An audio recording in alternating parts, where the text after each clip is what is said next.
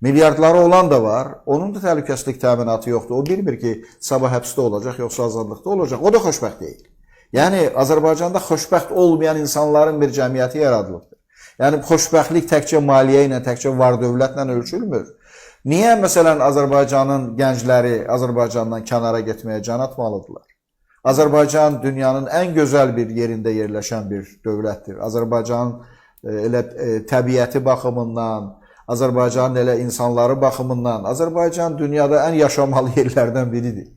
İqlimi baxımından, yəni niyə Azərbaycan əhalisi tutaq ki, aylarla günəş üzü görməyən ölkələrə, nə bilim, soyuq yerlərə və ya isti yerlərə, Azərbaycana yad olan bir cəmiyyətlərdə yaşamağa can atırlar ki. Çünki burada azadlıq yoxdur. Burada azadlıq olsa heç kəs xaricə getməyə can atmaz. Əksinə, Azərbaycanı elə bir dövlətə çevirmək mümkündür ki, başqa ölkələrdən Azərbaycana gəlməyə can atsınlar. Məsələn, Azərbaycanın günəşinin biz qədrini bilmirik. Məsələn, Avropada gedib, mən tez-tez Avropaya gedib gəlirəm. Məsələn, mən görürəm ki, birdən oradan bir günəş çıxanda hamı günəşin altına özünü verməyə çalışır ki, o günəşin şüaları ona dəysin. Amma Azərbaycanda belə bir problem yoxdur. Yəni, Azərbaycanda günəş var, Azərbaycanda isti, normal, yəni isti həddən artıq çox deyil, soyuq həddən artıq çox deyil.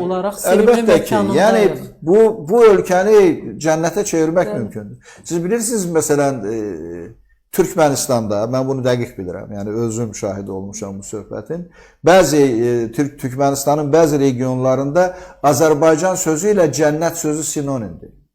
Onlar cənnət sözünü Azərbaycan deyəndə onlar bilirlər ki, söhbət cənnətdən gedir. Çox maraqlı. Yəni Azərbaycan sözü cənnət sözünün sinonimidir və elə bax, Xəzər dənizinin o üzündə olan bir dövlətdə. Oradan da Azərbaycanı cənnətə çevirmək mümkündür və bunun üçün bütün ilkin şərtlər mövcuddur.